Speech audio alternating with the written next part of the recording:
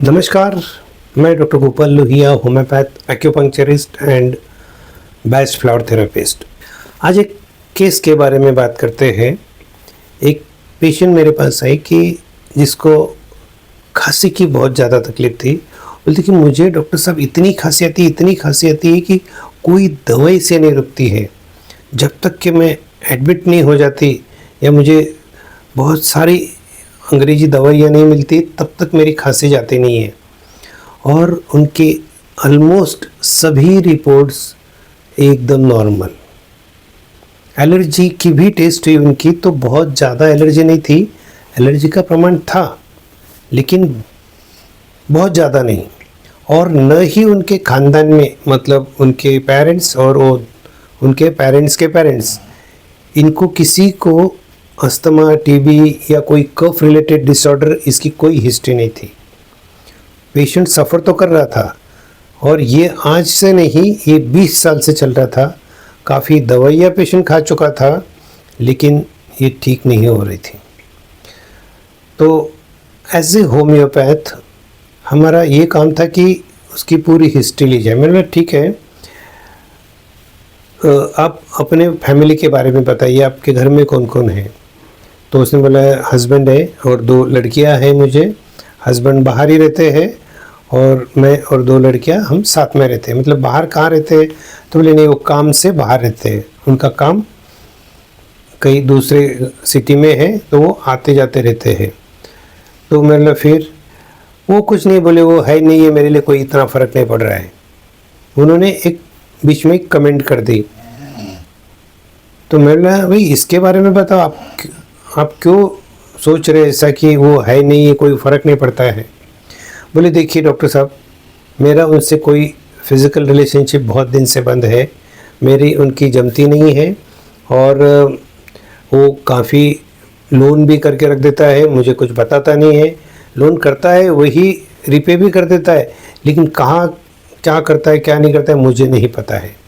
और इसकी वजह से मैं हमेशा टेंशन में रहती हूँ कि मेरी बच्चियों का क्या होगा, मेरा फ्यूचर क्या होगा, मेरी ये तकलीफ़ है, इसका कैसा होगा आगे। तो मैं ठीक है, आपके और हस्बैंड के संबंध पहले से ही ऐसे थे?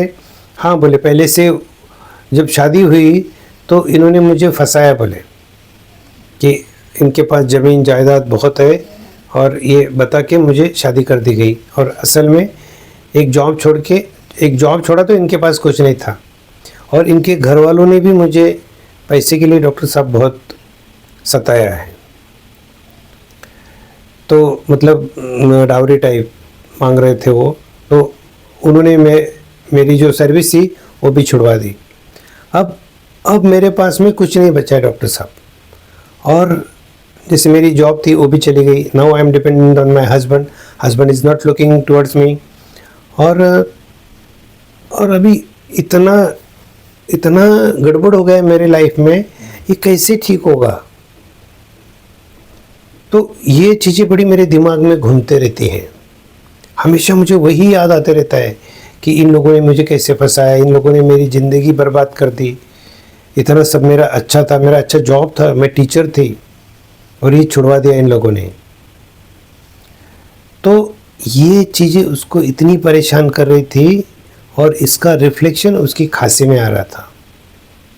जब तक ये चीज़ें उनके दिमाग में से नहीं निकल जाती उसकी खांसी नहीं ठीक होने वाली।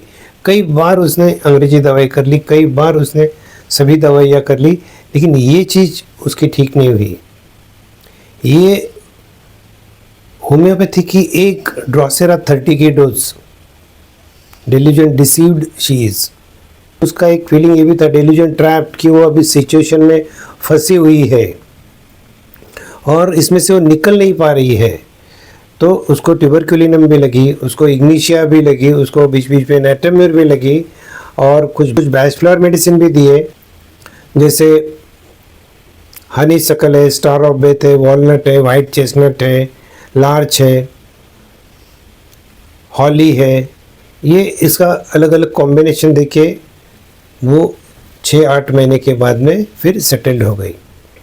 कहने का तात्पर्य ऐसा है कि कोई भी इमोशन जब आपको डिस्टर्ब कर रही है तो समय रहते उसका सॉल्यूशन निकाल लीजिए। उसे पेंडिंग में मत डालिए। फिर वो साइकोसोमेटिक हो जाता है, मतलब मन की बीमारी शरीर पे आ जाती है। और यही कारण है high blood pressure, diabetes, migraine, eczema, auto immune disorders, hypothyroidism, PCOD, hyper acidity, constipation, diarrhoea, IBS. ये सब बीमारियां वैसे तो शरीर की है, लेकिन इसका उगम स्थान है मन। अगर आपका मन आप जब बिगड़ता है तो उसको तुरंत ही ठीक कर लेना चाहिए। और तुरंत ठीक करने के लिए ये नहीं कि आपको साइकियाट्रिस्ट के पास ही जाना चाहिए। आप अपने बड़ों से बात करिए, अपने फ्रेंड से बात करिए। बैच फ्लावर मेडिसिन्स के मैंने पूरे वीडियोस दिए 39 मेडिसिन्स के, वो आप अच्छे से स्टडी करके उसमें से भी दवाई ले सकते हो। तो जैसे ही शुरुआत होती है कोई मन की बीमारी की, वही ठीक हो जाती है, तो बढ़ती नहीं है। और जीवन में ये तो सब शुरू ही होता है। मन कभी स्थिर नहीं होगा और जीवन कभी एक लाइन में नहीं चलेगा। जीवन में उतार चढ़ाव आते ही रहेंगे, कुछ न कुछ हादसे होते ही रहेंगे, कुछ न कुछ बुरी चीज़ें भी होते रहेगी। हमें उससे एडजस्ट कर लेना है, हमें उसमें से जल्दी से बाहर निकलना है। जल्दी से निकलेंगे तो हमें बीमारियां नहीं होगी। तो ये बहुत ज़रूरी है कि अपने लोगों से बात करिए। और जो राग, लोभ, मद, मोह, मत्सर है, यही बेसिक है। आपको बहुत ज़्यादा गुस्सा आता है। मेरे पास ये ऐसा भी एक पेशेंट था कि उसको बहुत ज़्यादा गुस्सा आता था। गुस्से में सबसे रिलेशन ख़राब करके बैठते थे। फिर कोई उससे बात नहीं करता था, फिर भी उसको तकलीफ होती थी। उसकी हेयर फॉलिंग शुरू हो जाती थी, उसको एलोपेशिया एरिएटा हो जाता था, जगह जगह उसके बाल निकल जाते थे। फिर एक पेशेंट ऐसा भी आता था कि वो दिन रात मेहनत करता था, दिन रात बिजनेस में लगा हुआ रहता था।